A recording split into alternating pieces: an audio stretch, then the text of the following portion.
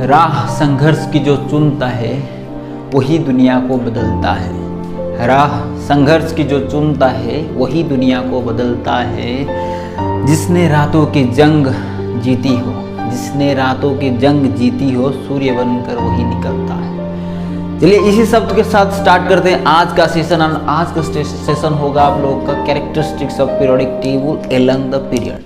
दोस्तों पिछले क्लासेस में हमने ग्रुप में मॉडर्न पीरियोडिक टेबल का कैसे प्रॉपर्टीज वेरी होता है ये सब पढ़ चुके हैं। इस क्लास में हम 5 से 6 टॉपिक पढ़ेंगे या 6 पॉइंट्स पढ़ेंगे जो कि पीरियड में कैसे आप लोग का वेरी होता है, आप लोग का कैरेक्टर एलिमेंट्स का, उसके बारे में पढ़ेंगे। पहले से बता दूं कि मैंने सिर्फ नॉर्मल एलिमेंट के बारे में यहाँ पे हम लोग पढ़ेंगे। नॉर्मल एलिमेंट्स मतलब ग्रुप 1, ग्रुप 2, ग्रुप 13, 14, 15, 16 एंड 7, ये 7 ग्रुप आपके पास नॉर्मल एलिमेंट्स का है। 18 ग्रुप आपके पास नोबल गैसेस का है। हम लोग का जितना भी प्रॉपर्टीज मैं बोलने वाला हूँ और बोलूँगा भी 10th क्लासेस के टॉपिक में, ये आप लोग का सिर्फ एंड सिर्फ नॉर्मल एलिमेंट्स के बारे में है। जो मिडिल में जो ट्रांजिशन एलिमेंट, नीचे में जो F block elements lanthanoid and actinoid series, that will be coming in the higher classes in 11th class after reading the SPDF subcells. Okay तो चलिए स्टार्ट करते हैं आप लोग का पीरियड के अलग आप लोग का कैरेक्टरिस्टिक्स। पहला प्रॉपर्टी वैलेंस इलेक्ट्रॉन, वहां पे भी वैलेंस इलेक्ट्रॉन आता था, यहाँ पे भी वैलेंस इलेक्ट्रॉन आता है। तो पीरियड के अगर हम एग्जाम्पल ले लेते हैं, एग्जाम्पल से ही समझते हैं।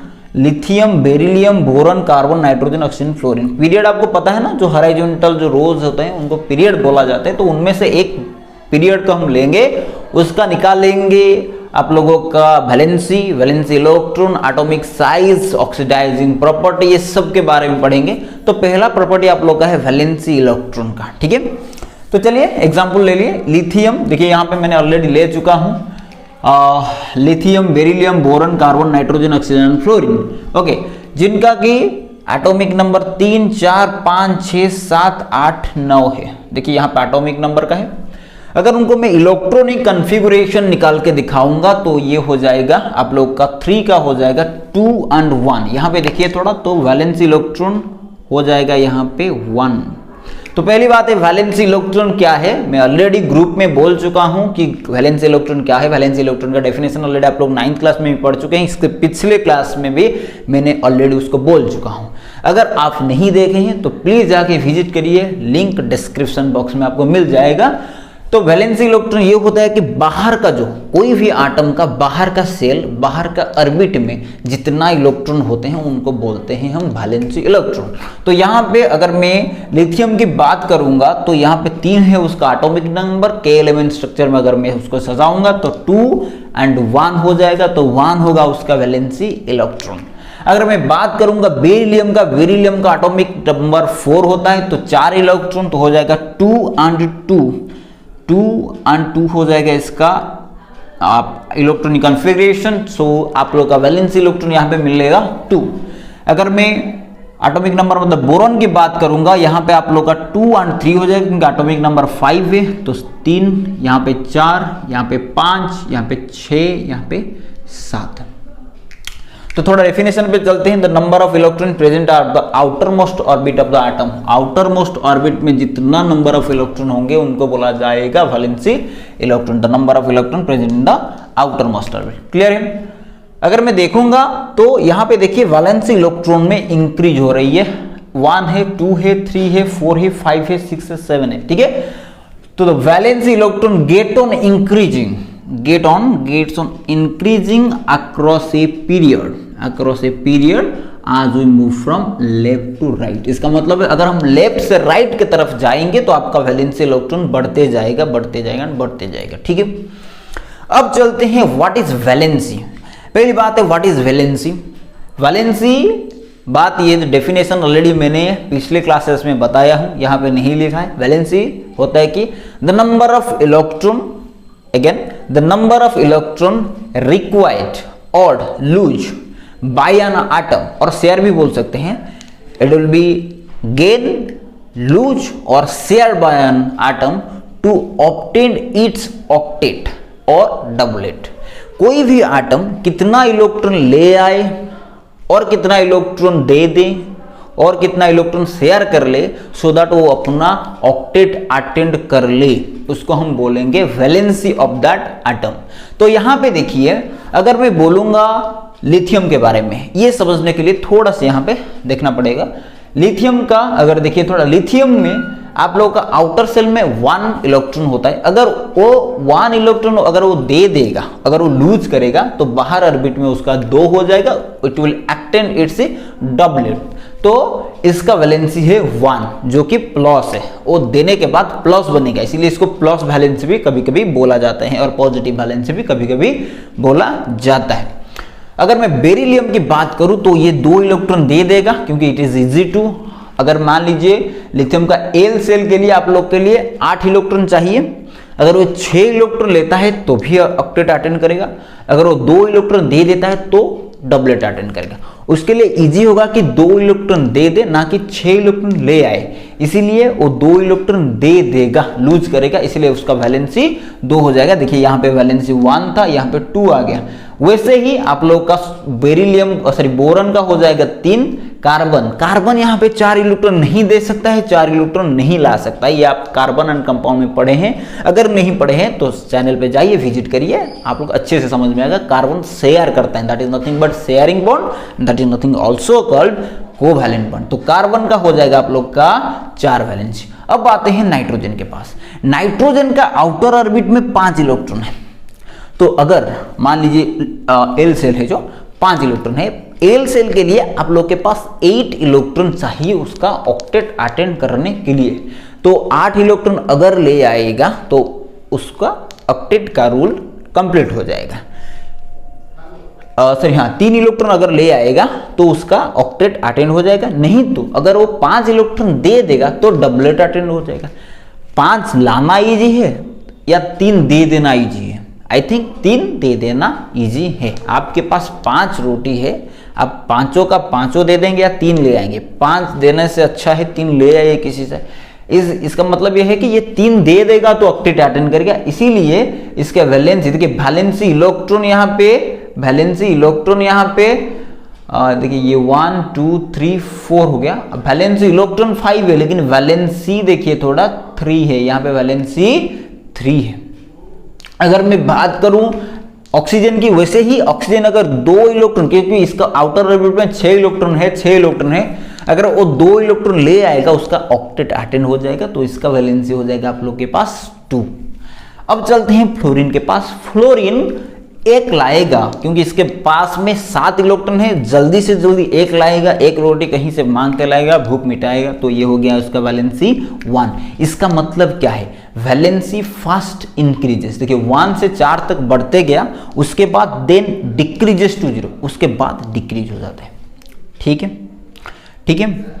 उसके बाद चलते हैं एटॉमिक साइज पे। देखिए एटॉमिक साइज का डेफिनेशन ऑलरेडी मैंने इसके पिछले वीडियो में दे चुका हूं, तो और एक बार बोलने का जरूरत नहीं है, फिर भी मैं बोलूंगा 5 सेकेंड में। Atomic size is nothing but size of atom, और इट इज द, अगर मैं ये एक एटम बोलूं, सेंटर से आउटर ऑर्बिट का डिस्टेंस को आप एटॉमिक रेडियस, एटॉमिक साइज बोलेंगे। It is the distance of the outer orbit of an atom from the center of the atom। Clear है?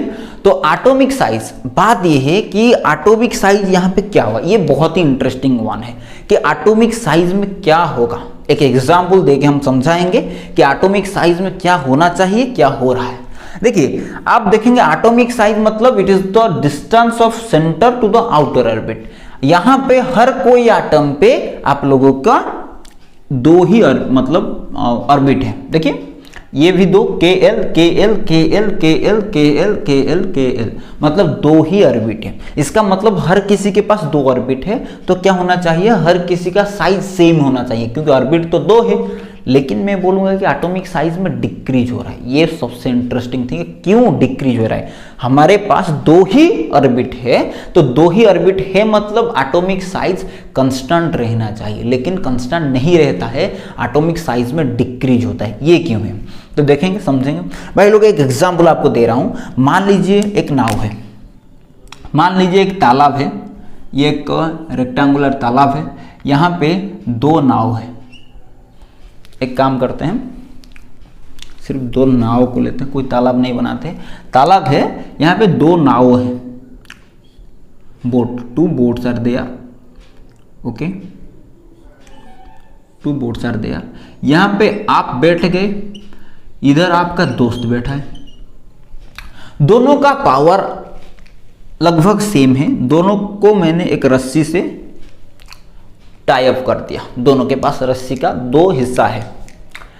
अब को बोला गया कि भाई दोनों को खींचिए, सो दैट ये जो नाव होगा, ये जो आप लोग का बोट होगा, ये इधर जाएगा, ये इधर आएगा, तो आप पास पास आएंगे। ठीक है, ये समझ में आ रहा है?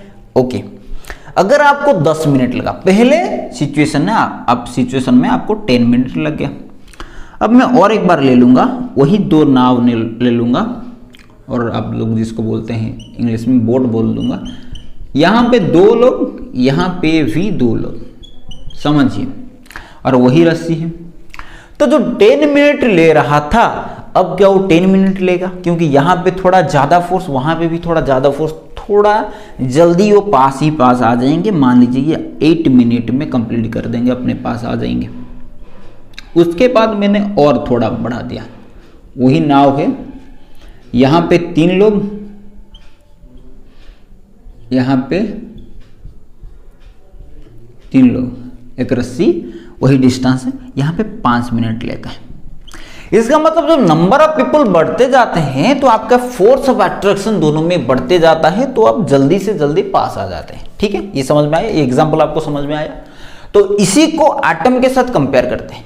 देखिए, जब हम दाएं तरफ जाते हैं, यस, एटॉमिक रेडियस मतलब number of orbit will be constant, number of orbit में इंक्रीज नहीं हो रहा है, हर किसी सिचुएशन में 2 ही ऑर्बिट है, हर किसी सिचुएशन में 2 ही ऑर्बिट है। ये जो एग्जांपल मैंने लिया है। लेकिन एक बात और भी आपको नोटिस करना पड़ेगा, यहाँ पे एटॉमिक नंबर 3 है, यहाँ पे 4 है, यहाँ पे 5, 6, 7, 8, 9। इसका मतलब एटॉमिक नंबर पे इंक्रीज हो रहा है। उसका मतलब क्या है? नंबर ऑफ प्रोटॉन आज वेल आज नंबर ऑफ इलेक्ट्रॉन बढ़ रहे हैं। ये पॉइंट को यहाँ पे मैंने नोटिस किया है। अब देखिए, थोड़ा एटॉमिक साइज डिक्रीज हुआ है, ये बाद में बोलेंगे। आज we move from left to right, जैसे हम लेफ्ट से राइट तक जाएंगे, the number of orbit of the atoms remains constant. ये सही है कि ऑर्बिट नंबर कांस्टेंट रहता है, होया राज। The atomic number get on increases, ये जो है ना, atomic number get on increasing, atomic number में बढ़ती देखने को मिलता है। यहाँ पे देखिए 3, 4, 5, 6, 7, 8, 9 एटॉमिक नंबर इंक्रीज हो रहा है। उसी के साथ साथ the number of proton and as well as number of electron में भी इंक्रीज होता है। ये समझ में आ गया? अब चलते हैं। जब नंबर ऑफ इलेक्ट्रॉन या नंबर ऑफ प्रोटॉन बढ़ता है, आप जानते हैं force of electrostatic is nothing but K Q1 Q2 upon R square.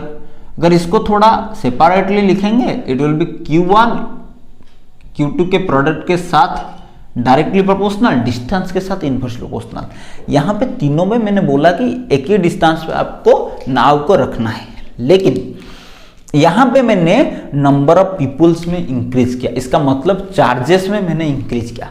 अगर चार्जेस में मैंने इंक्रीज करूंगा तो अगर ये बढ़ेगा तो ये भी बढ़ेगा, क्योंकि ये डायरेक्टली प्रोपोर्शनल है। तो यहीं पे वही बात है कि जब मैं नंबर ऑफ एटॉमिक नंबर बढ़ाया तो आपके number of electron as well as number of proton also get increase. जब नंबर ऑफ इलेक्ट्रॉन, प्रोटॉन और चार्ज पार्टिकल, इलेक्ट्रॉन और प्रोटॉन चार्ज पार्टिकल है, जब number of electron, proton, charge particle बढ़ते जाएंगे तो फोर्स भी बढ़ता जाएगा, तो जल्दी से पास आ जाएंगे। वही बात है, the electrostatic force of attraction in between them, okay, increase in the electrostatic force of attraction। यहाँ पे देखिए थोड़ा increases the electrostatic force of attraction, so the size will decreases। समझ में आया? और एक बार इसको थोड़ा सा रिपीट करूंगा कि जब हम लेफ्ट से राइट के तरफ पीरियड में जाते हैं, एटॉमिक नंबर में बढ़ती होती है मतलब इंक्रीज हो रही है। अगर एटॉमिक नंबर इंक्रीज हो रहा है, number of electron as well as number of proton में इंक्रीज हो रही है। अगर नंबर ऑफ इलेक्ट्रॉन, प्रोटॉन बढ़ेंगे, बढ़ेंगे तो आपका चार्ज भी बढ़ेगा। चार्ज बढ़ेगा मतलब इलेक्ट्रोस्टैटिक फोर्स बढ़ेगा। इलेक्ट्रोस्टैटिक फोर्स बढ़ेगा मतलब आप लोगों का साइज घटते जाएगा। ये मैं एक रिलेशन यहां पे लिख देता हूं, आप थोड़ा देखिए कि अगर मैंने एटॉमिक नंबर को इंक्रीज किया, एटॉमिक नंबर को इंक्रीज किया, उसके बाद क्या इंक्रीज हो जाएंगे, नंबर ऑफ प्रोटॉन और इलेक्ट्रॉन भी बढ़ेंगे। अगर नंबर ऑफ इलेक्ट्रॉन प्रोटॉन बढ़ेंगे, फोर्स ऑफ इलेक्ट्रोस्टैटिक भी बढ़ेगा। अगर फोर्स ऑफ इलेक्ट्रोस्टैटिक बढ़ेगा तो आपका साइज घटेगा। तो ये होता है आप लोग का साइज में कैसे, साइज कैसे घटता है आपको पता हो गया, ठीक है। तो इसके बाद आएंगे हम मेटालिक एंड नॉन मेटालिक। हम metallic and non metallic character in across a period, ठीक है। अगर वही एग्जांपल लेंगे lithium, beryllium, boron, carbon, nitrogen, oxygen, fluorine, what is meant by, first of all what is meant by metallic और non metallic character. जब हम बात करते हैं metallic character, it is nothing but how easily, how fastly an atom gives electron to attain octet and form the bond. कितना जल्दी एक atom अपना इलेक्ट्रॉन लूज करेगा एंड अपना ऑक्टेट अटेन करेगा, उसी के साथ अपना बॉन्ड बनाएगा, ठीक है। तो डिपेंड करता है कि कितना फोर्स ऑफ अट्रैक्शन है in between the proton and electron. चलिए इस जो था एग्जांपल वहीं से समझते हैं।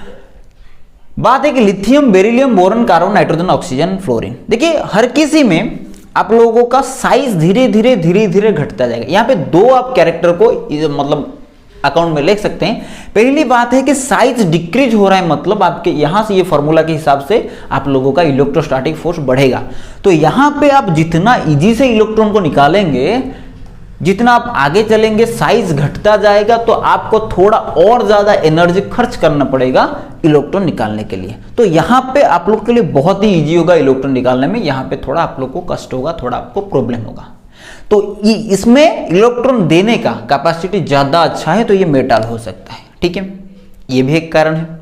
और भी एक कारण आप बोल सकते हैं, देखिए भाई लोग यहाँ पे एक इलेक्ट्रॉन है, एक इलेक्ट्रॉन देना बहुत ही इजी है। अगर आप यहाँ पे कंसीडर करेंगे, यहाँ पे 7 इलेक्ट्रॉन है, जो कि बहुत ही कठिन है कि 7 इलेक्ट्रॉन को बाहर लेके जाना। एटॉमिक नंबर 9 है मतलब 9 इलेक्ट्रॉन 9 प्रोटॉन, वहां से आप 7 इलेक्ट्रॉन को लेकर अगर चले जाएंगे तो ये एटम वेरी अनस्टेबल हो जाएगा। तो यहाँ पे बहुत ही एनर्जी खर्च करना पड़ेगा यहाँ पे निकालने में। तो दो चीज को आप अकाउंट लेके इसको समझा सकते हैं ये पॉइंट को, कि बात ये है कि भाई अगर हम बाएं साइड और लेफ्ट साइड देखेंगे तो यहाँ पे एक ही इलेक्ट्रॉन है, एक इलेक्ट्रॉन देने में बहुत ही इजी होगा, लेकिन 7 इलेक्ट्रॉन देने में इजी नहीं होगा। तो ये अच्छे से और जल्दी से इलेक्ट्रॉन को रेडिएट करता है और लूज करता है। तो ये बहुत ही ज्यादा अच्छा मेटल है, ये मेटल ही नहीं है, ठीक है। ये तो लेने वाला है, तो ये नॉन मेटल है, ठीक है। तो और एक तरीका भी हो सकता है साइज के हिसाब से, कि भाई साइज छोटे होते जा रहा है, साइज छोटे होते जाएगा तो मतलब फोर्स ऑफ अट्रैक्शन ज्यादा होगा, क्योंकि रेडियस छोटा हो रहा है मतलब फोर्स ऑफ अट्रैक्शन ज्यादा है। फोर्स ऑफ अट्रैक्शन ज्यादा है मतलब इलेक्ट्रॉन निकालने का उतना ज्यादा एनर्जी देना पड़ेगा, उतना कष्ट होगा हमको।